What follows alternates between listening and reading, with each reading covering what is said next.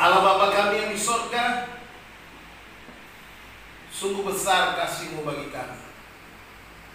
Engkau mengaruniakan anak-Mu yang tunggal itu, Tuhan kami Yesus Kristus, mati di kayu salib mencurahkan darahnya, digantung di atas kayu salib, bermahkota duri hanya untuk menggantikan kami. Darah yang mahal yang tak dapat dibandingkan dengan emas dan perak yang ada di dunia ini. Darah yang suci, darah yang kudus tercurah bagi kami. Terima kasih Tuhan, hari ini kami mensyukuri pengorbanan-Mu, kasih-Mu yang ajaib, kasih-Mu yang besar. Yesus Kristus yang sudah mati bagi kami, menggantikan kami di atas kayu salib, agar kami mendapatkan kehidupan yang baru. Engkau mati bagi kami supaya kami hidup. Terima kasih Tuhan, kami mau mendengarkan, merenungkan sebagian dari firman Tuhan. Apa yang telah tertulis dalam firman-Mu ya Tuhan, apa yang Engkau katakan melalui firman yang tertulis ini, biarlah Engkau berbicara kepada kami kembali, membuka hati kami, membuka pikiran kami, sehingga firman Tuhan ini ya Tuhan membuat kami mengerti, membuat kami hidup lebih baik sebagai orang yang sudah diselamatkan. Terima kasih Bapa, berkatilah kami semua, baik yang ada dalam ruangan ini maupun saudara-saudara kami yang mengikuti ibadah di rumah-rumah masing-masing ya Tuhan. Biarlah kuasa Allah bekerja atas kami semua, urapan kuasa Roh Kudus memenuhi kami. Di dalam nama Tuhan Yesus Kristus kami siap menerima firman-Mu ya Tuhan. Haleluya. Amin. Salam. Shalom. Puji Tuhan. Bapak Ibu Saudara dikasih Tuhan, hari ini judul khotbah saya sudah selesai. Karena judulnya sudah selesai, berarti khotbahnya sudah selesai. Tidak tentunya ya.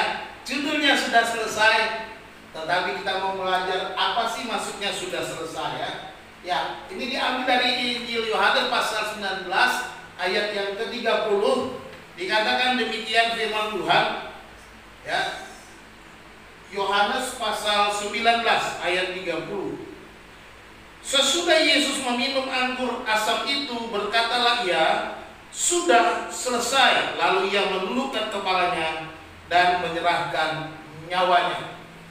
Perkataan ini dikatakan oleh Tuhan Yesus di atas kayu salib ketika dia disalibkan. Sebelum menghembuskan nyawa dia katakan sudah selesai.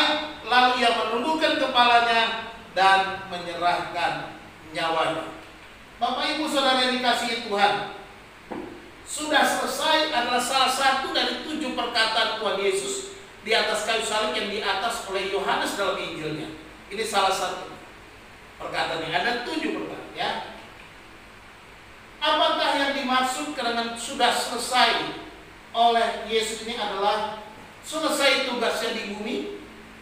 Ataukah sudah selesai artinya dia sudah siap untuk mati? Ya, Yesus memang sudah selesai tugasnya di bumi dan dia sudah mati bagi kita. Ya. Ketika dia berkata sudah selesai, berarti sudah selesai. Apa yang Yesus lakukan dari lahir sampai kepada kematian sudah selesai. Tetapi apa yang menjadi maksud Tuhan Yesus tentunya tidak lepas daripada seluruh isi Injil Yohanes ini. Apa tujuan Yesus? Apa maksudnya Yesus datang ke dunia ini? Itu yang dikatakan sudah selesai isi Tuhan Yesus ya. Jadi, maksudnya sudah selesai di sini adalah ada lagi ya. Apa maksudnya? Apakah maknanya yang dimaksudkan oleh Tuhan Yesus sudah selesai? Tentunya ini dikaitkan dengan seluruh isi Injil Yohanes, seluruh misi yang dilakukan oleh Yesus sebagai seorang yang dikarunia atau dikirimkan, diutus oleh Bapaknya ke bumi ini. Ini yang dimaksud. Mari kita lihat yang pertama ya. Di dalam Injil Yohanes pasal 1 ayat 29 dikatakan, pada keesokan harinya Yohanes melihat Yesus datang kepadanya dan dia berkata, lihatlah anak domba Allah yang menghapus dosa dunia. Misi pertama, tujuan berkata dia menghapus dosa dunia. Saya mau katakan dengan kematian Yesus di atas kayu salib, dosa dunia dihapuskan. Sekali saya katakan, dengan kematian Yesus di kayu salib, dosa dunia sudah dihapuskan. Dosamu, dosaku dihapuskan. Inilah tujuannya. Dan Yesus katakan sudah selesai, artinya dosamu sudah selesai, dosaku sudah selesai, dosa seisi dunia sudah. Sebab inilah tujuan kedatangan Yesus. Lihatlah anak domba Allah yang menghapus seisi dunia. Anak domba Allah ini datang ke dunia untuk dikorbankan, untuk mati di atas kayu salib, mencurahkan darahnya. Kita lihat ya. Yang pertama, Yesus adalah anak domba Paskah bagi penghapusan dosa ya. Dijanjikan di dalam perjanjian lama, Kejadian 3 ayat 15 dan 21 dikatakan. Ayat 15 Kejadian pasal 3, di mana Tuhan berkata, berjanji bahwa akan ada penebusan ya. Aku akan mengadakan permusuhan antara engkau dan perempuan ini, katakan. Perhatikan di situ. Yesus sedang berbicara kepada si penggoda, si pencoba saat itu, yang muncul dalam bentuk ular. Dia berkata kepada si pencoba yang muncul dalam bentuk ular, yang kita percaya ini adalah kuasa iblis sendiri yang berbentuk ular. Dia berkata, aku akan mengadakan permusuhan antara engkau, antara iblis si pencoba, si penggoda itu, dan perempuan ini. Jadi permusuhan antara si pencoba dan si pencoba. Dan kemudian dikatakan antara keturunanmu, antara keturunan si penggoda, si pencoba, antara keturunan si iblis dan keturunannya, keturunan perempuan. Jadi akan ada permusuhan antara iblis dan perempuan, dan antara keturunannya masing-masing akan ada permusuhan. Dan dikatakan selanjutnya, keturunannya akan meremukkan kepalamu. Perhatikan di situ, Tuhan berkata keturunannya. Ada satu kata dikatakan keturunan, bukan keturunan-keturunan. Ini menunjukkan kepada siapa? Menunjukkan kepada Yesus Kristus yang akan meremukkan kepala ular. Keturunannya, keturunan perempuan itu akan meremukkan kepalamu, dikatakan, bukan kepala keturunannya, tetapi meremukkan kepala si pencoba, meremukkan si iblis. Di mana itu terjadi? Di kayu salib. Untuk apa? Supaya ada penghapusan dosa. Dan engkau akan meremukkan dunia. Si pencoba meremukkan tumit si keturunan itu. Perhatikan, bukan tumit perempuan, tapi tumit keturunan perempuan itu, yang satu orang tunggal. Siapa dia? Yesus Kristus. Kayu salib adalah meremukkan tumit Yesus, tetapi kayu salib juga meremukkan kepala ular, meremukkan kepala iblis, meremukkan kuasa dosa. Yesus melakukan janji itu sudah diberikan. Nah, perhatikan di dalam pasal 21. Dan Tuhan Allah membuat pakaian dari kulit binatang untuk manusia itu, untuk istrinya, lalu mengenakannya kepada mereka. Melambangkan apa? Allah sendiri membeli binatang, mengorbankan binatang, membuat pakaian supaya menutupi semua kemaluan yang diterima oleh Adam dan Hawa. Kematian Yesus Kristus itu dikorbankan, cara dikorbankan supaya apa? Supaya dosa kita dihapuskan.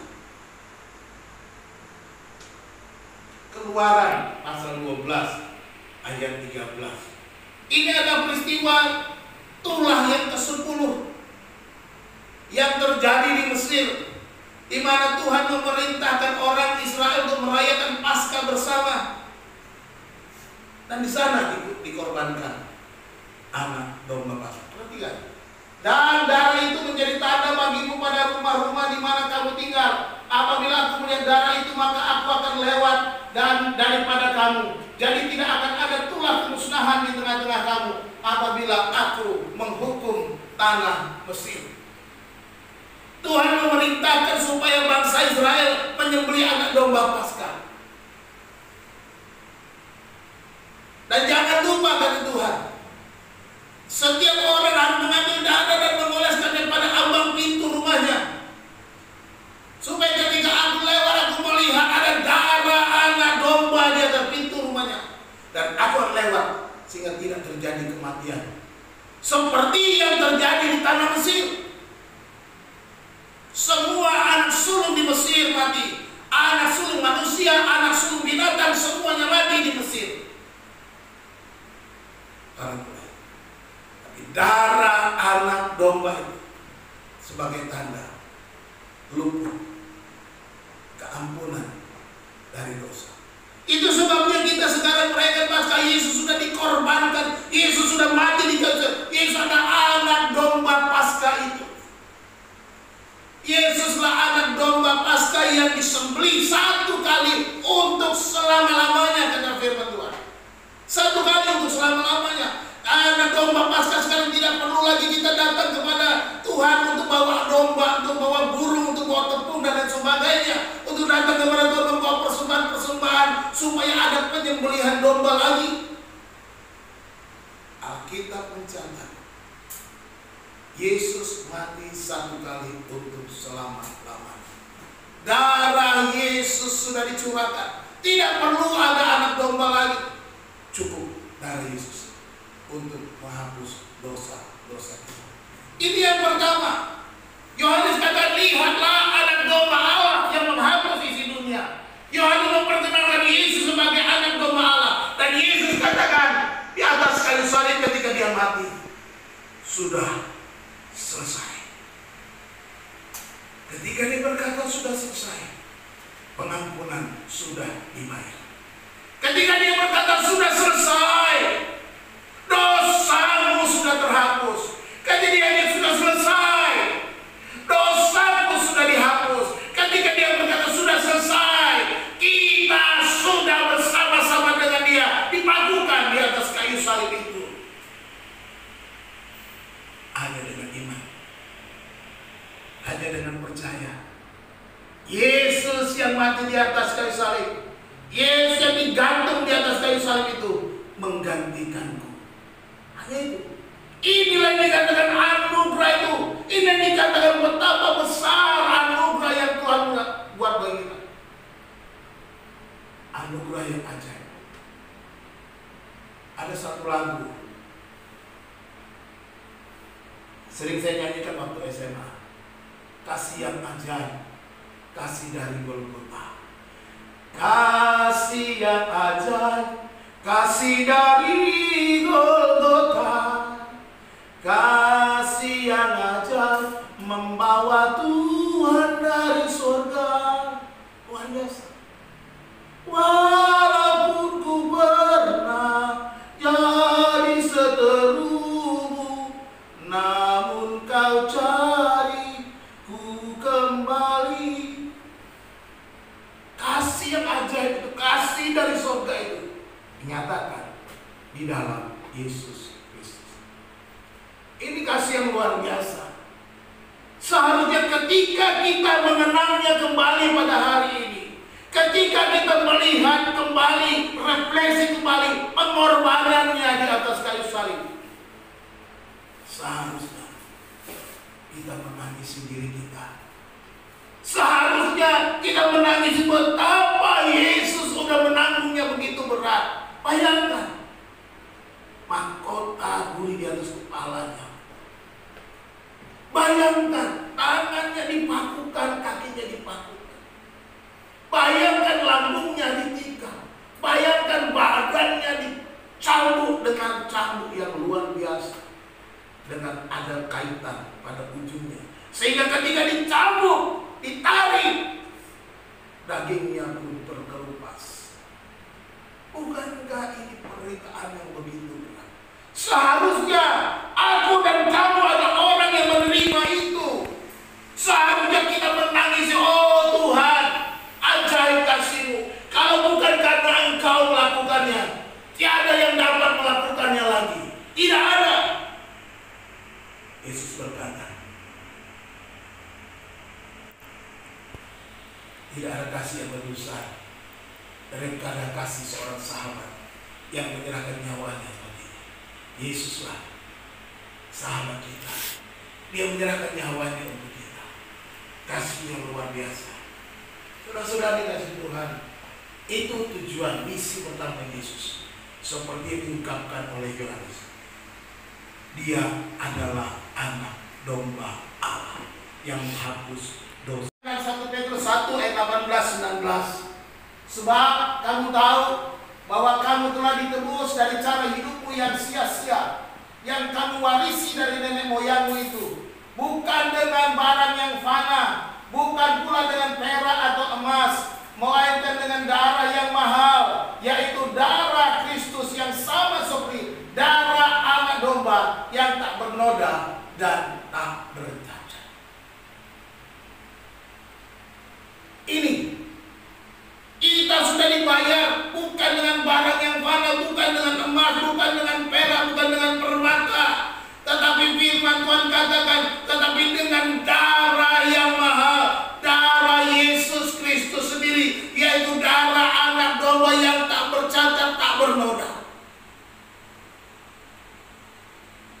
Ini yang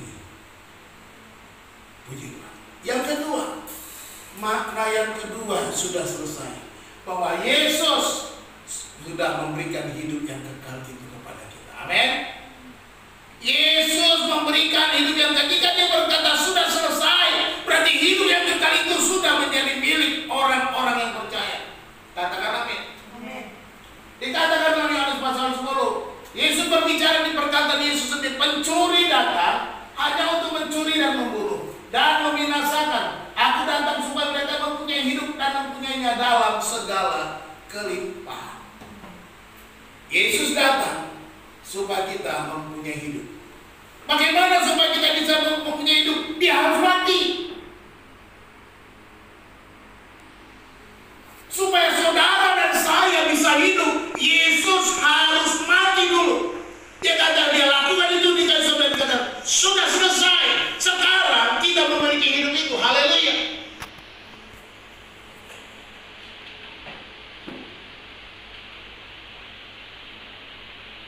Hidup yang kekal itu hanya ada di dalam Yesus. Saudara mau cari kemana? Tidak akan pernah bertemu. Mau cari hidup yang kekal, yang seperti apa? Saudara boleh pergi ke puncak gunung, saudara boleh pergi ke lembah-lembah curam, saudara boleh pergi ke orang-orang pintar, saudara boleh pergi ke orang-orang hebat, punya pengetahuan, punya filsafat dan lain sebagainya. Saudara tak akan ketemu hidup yang kekal itu selain di dalam Yesus. Sebab hidup yang kekal itu hanya ada di dalam Yesus. Hanya dia. Yohanes 3 ayat 16. Kita sudah hafal ya, kalau Yohanes 3:16.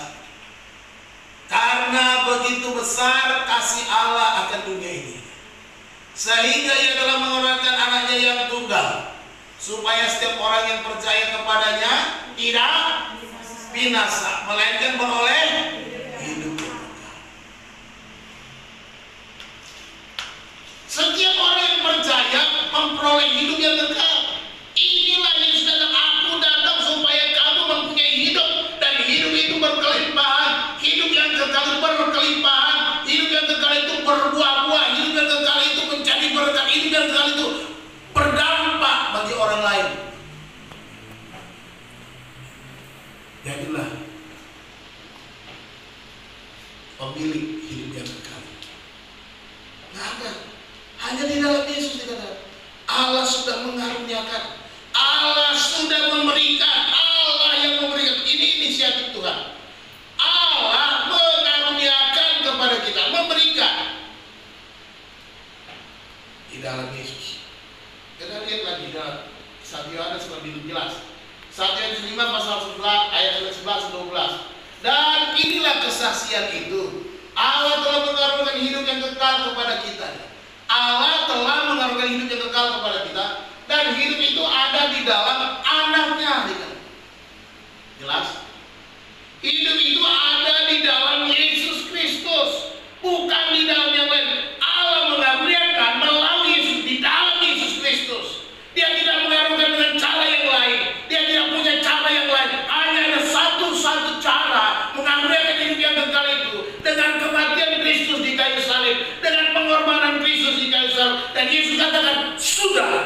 selesai.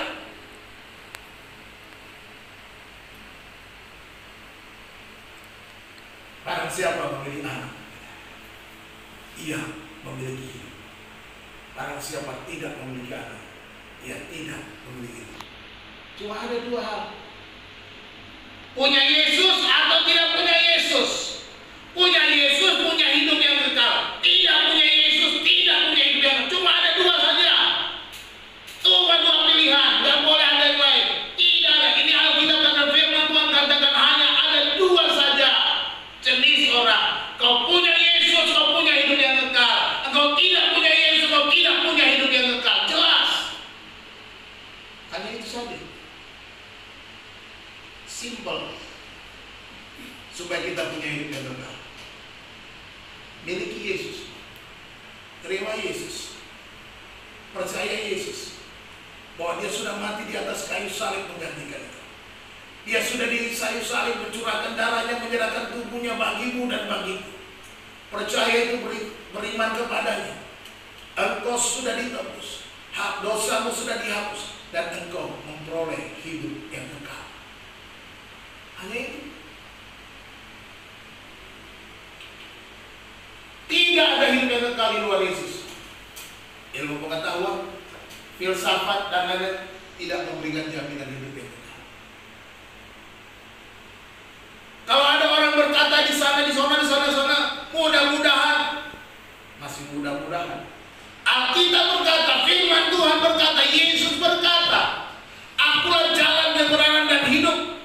Tidak seorang pun dapat datang kepada Bapa kalau tidak melalui aku. Yohanes 14 ayat 6. Jelas. Yohanes 11 ayat 25. Akulah kebangkitan dan hidup. Barang siapa percaya kepadaku, ia akan hidup walaupun ia sudah mati. Itu Yesus sendiri yang bilang. Tidak ada satu orang pun yang pernah ada di dunia yang berkata demikian. Tidak ada. Hanya Yesus satu-satu yang berkata, siapa percaya kepadaku, ia akan hidup walaupun sudah mati. Haleluya. Luar biasa. Terpuji Tuhan. Aku bersyukur karena aku sudah ditebus. Aku bersyukur sebab Yesus sudah menebus dosa-dosa dan aku memperoleh hidup yang kekal. Cuma ada satu jalan. Jangan pernah mencari jalan yang lain. Kalau saudara mencari jalan yang lain, saudara akan capek sendiri. Saudara akan frustrasi. Saudara akan kecewa, percaya saja. Tapi datang kepada Yesus. Dia satu-satunya jalan. Memang ada kata orang, oh ada banyak jalan menuju Roma. Ya, menuju Roma banyak jalan. Sekarang orang takut ke Roma karena ada virus corona. Ya, Italia sekarang paling banyak yang tewas karena corona. Roma itu di Italia kan. Mau pergi ke Roma? Silakan dengan jalan banyak sekarang. Tapi ada satu jalan ke surga. Yesus Kristus Tuhan yang sudah mati bagimu, bagiku. Amin. Haleluya. Semua itu kutuliskan kepada kamu, 13-nya ya. Supaya kamu yang percaya kepada nama anak Allah tahu bahwa kamu memiliki hidup yang kekal. Jadi apa yang dituliskan oleh firman Tuhan di dalam firman Tuhan itu, supaya kita yang percaya kepada Tuhan Yesus Kristus, kita tahu, kita mengerti, kita benar-benar paham bahwa kita memiliki hidup yang kekal. Inilah firman Tuhan itu. Firman Tuhan menegaskan dirinya, memberitahukan jalan satu-satunya keselamatan itu. Dan kita memiliki hidup yang kekal. Cari kitab suci yang lain. Kitab suci mana? Hanya kitab suci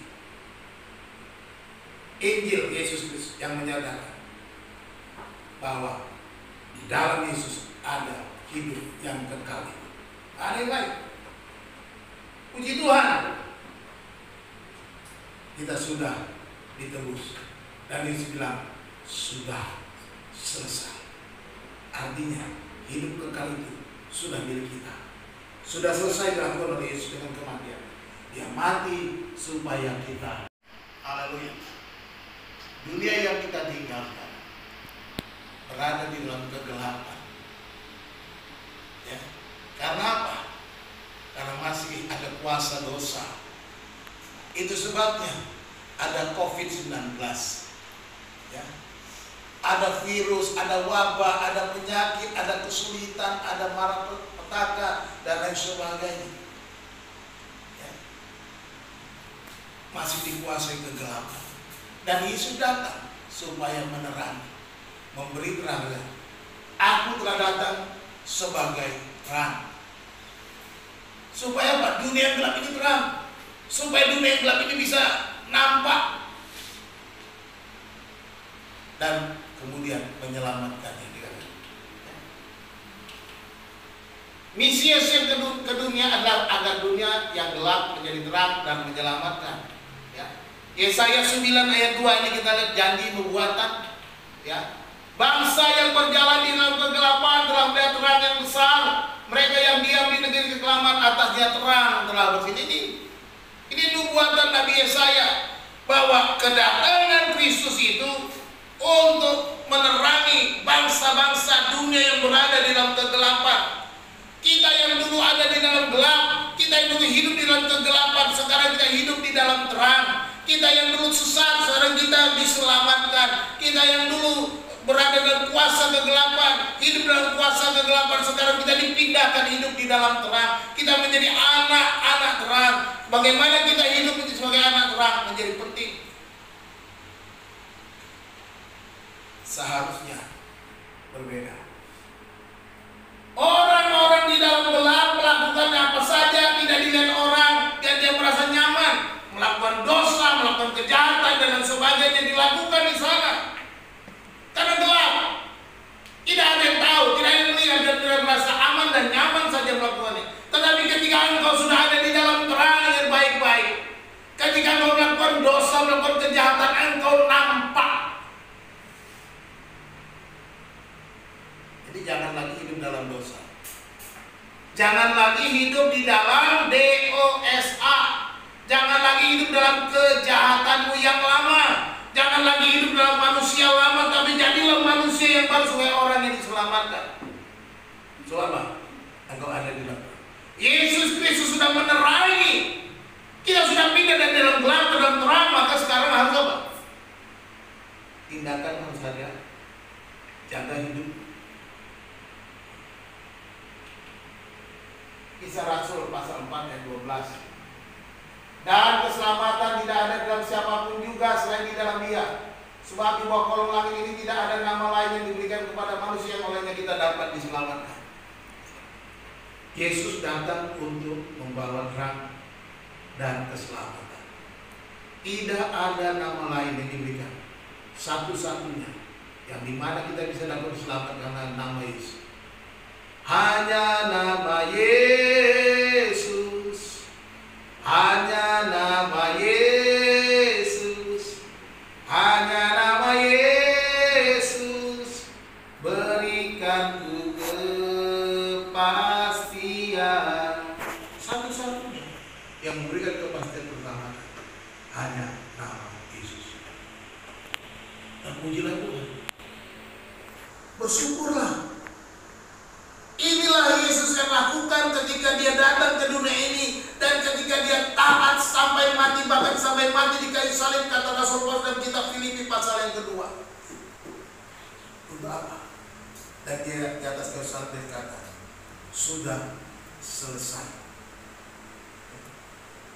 Berkata sudah selesai, maka sekarang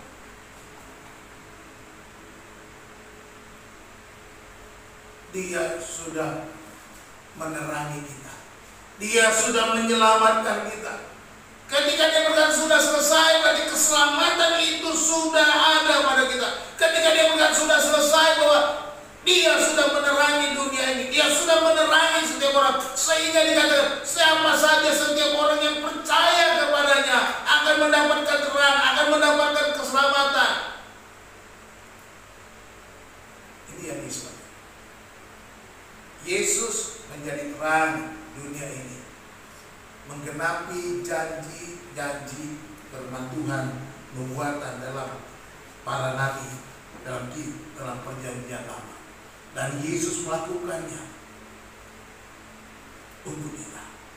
Menyelamatkan kita, menyelamatkan saudara, menyelamatkan seisi dunia ini. Dan dunia ini sudah diterangi oleh Yesus. Tinggal sekarang, apakah orang-orang mau datang kepada terang itu? Apakah orang-orang yang sudah melihat terang itu akan mau percaya? Tetapi ada banyak orang yang ditutup hatinya, banyak orang yang ditutup akalnya, banyak orang yang ditutup jiwanya, menutup semua kehidupannya, tidak mau melihat kepada terang itu, tidak mau percaya kepada terang itu. Mereka senang dalam kegelapan.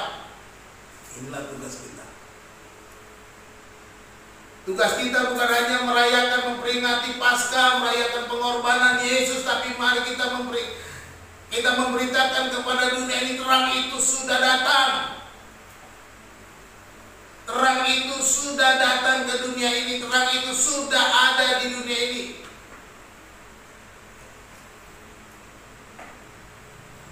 Jadi kita harus percaya kasih setia Tuhan. Dan kita harus membagikan kasih setia Tuhan itu.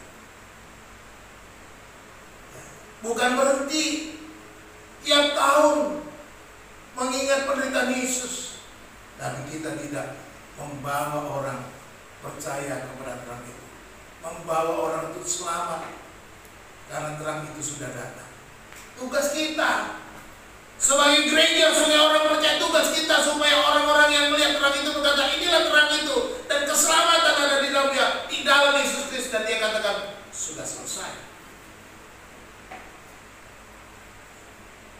Tidak akan ada kedua kalinya terang muncul lagi.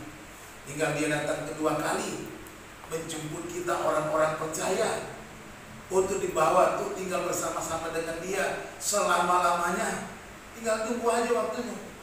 Sekarang waktunya kita menjadi berkat.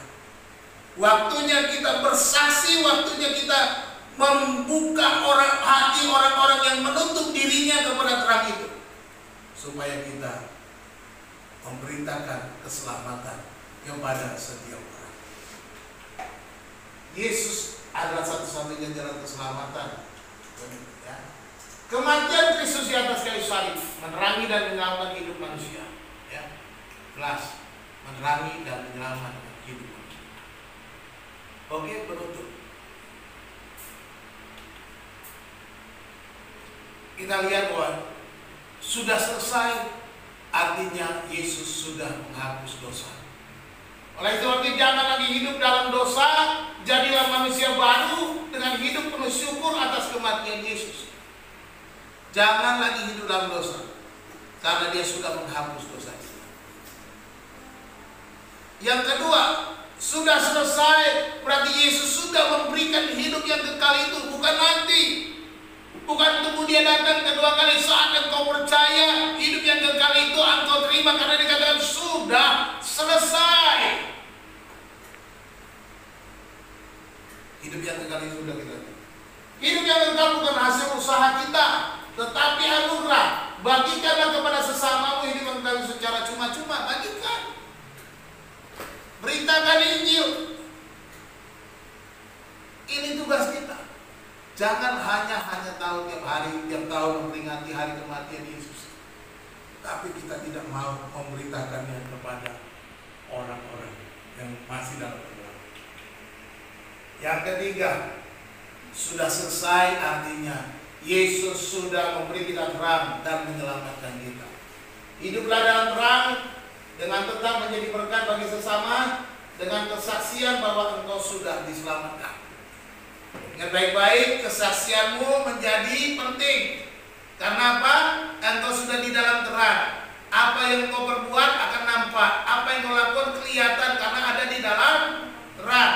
Ya, semua orang akan melihat, semua akan, dan itu ada sebuah kesaksian. Kesaksian ini haruslah kesaksian yang baik, kesaksian yang hidup, kesaksian menjadi berkat. Jangan sampai udah hidup dalam terang kita lihat, oh ternyata dia hidup begitu kelakuannya minus, kelakuannya bikin dosa, kelakuannya jelek, kelakuannya jahat, tukang gosip, tukang musuh, tukang berantem, tukang ribut dan lain sebagainya. Padahal dia hidup dalam terang. Kelihatan. Kalau kau masih dalam gelap, nggak ada yang lihat. Sekarang sudah dalam terang. Perhatikan, hiduplah sebagai orang yang sudah diselamatkan. Inilah 3 poin penting makna dari kata sudah selesai yang dicatat oleh Yohanes dalam Injilnya. Misi Kristus apa yang dilakukan? Yesus sudah menghapus dosa. Yesus sudah memberi hidup yang kekal. Yesus sudah menjadi terang dan menyelamatkan dunia, menyelamatkan saudara dan saya. Tuhan Yesus memberkati kita. Kita berdoa. Allah Bapa kami yang di sorga, kami naikkan puji dan syukur kepadamu, karena Engkau begitu baik bagi kami. Dan kami pada hari ini Tuhan mengucap syukur untuk pengorbanan, bahwa Engkau menghapus dosa kami, Engkau memberi kami hidup yang kekal, Engkau menyelamatkan kami, dan Engkau satu-satunya jalan keselamatan. Tidak ada yang lain selain daripada Engkau ya Tuhan. Ajar kami ya Tuhan untuk selalu hidup dalam terang dan membagikan kasih itu kepada sesama kami, supaya kami hidup berkenan kepadamu ya Tuhan. Bukan hanya tiap tahun memperingati pengorbananmu, tetapi kami tidak pernah menjadi berkat. Berjaga, tolong kami untuk menjaga kesaksian hidup kami ya Tuhan, supaya kami boleh hidup berkemenangan, namamu dipuji dimuliakan. Ketika dunia ini melihat, setiap orang melihat kasih Bapa. Ketika dunia melihat kami, setiap orang melihat pengorbanan Kristus. Ketika dunia melihat kami, setiap orang melihat kebaikan Tuhan. Ketika dunia melihat kami, dunia ini melihat bahwa Allah ada di dalam kami, sehingga kami boleh menjadi berkat. Terima kasih Bapa, terima kasih Tuhan. Pengorbanan yang Kau berikan ya Yesus sungguh ajaib, pengorbanan yang sungguh besar. Kami mengucap syukur untuk kasih setia. Terima kasih Tuhan, hamba-Mu berhenti berbicara ya Bapa. Biarlah Roh-Mu terus berbicara kepada kami, mengingatkan kami, supaya kami juga hidup di dalam terang yang benar itu Tuhan, dan menyatakan kesaksian kita.